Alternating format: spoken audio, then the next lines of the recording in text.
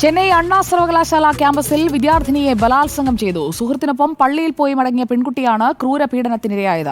രണ്ടുപേർ ചേർന്ന് കുറ്റിക്കാട്ടിലേക്ക് വലിച്ചിഴച്ച് പീഡിപ്പിക്കുകയായിരുന്നു. അഖിലശ്രീ നൽകും വിവരങ്ങൾ. അഖിലശ്രീ, ഇതെങ്ങനെയാണ് ഈ ഒരു സംഭവത്തിലേക്ക്, ആ പെൺകുട്ടിക്ക് ഇങ്ങനൊരു ദുരനുഭവത്തിലേക്ക് കാര്യങ്ങൾ എത്തിയത്? ആരാണ് ഇവരെ ഉപദ്രവിച്ചത്? എന്തൊക്കെയാണ് ഇപ്പോൾ ലഭ്യമാകുന്ന വിവരങ്ങൾ?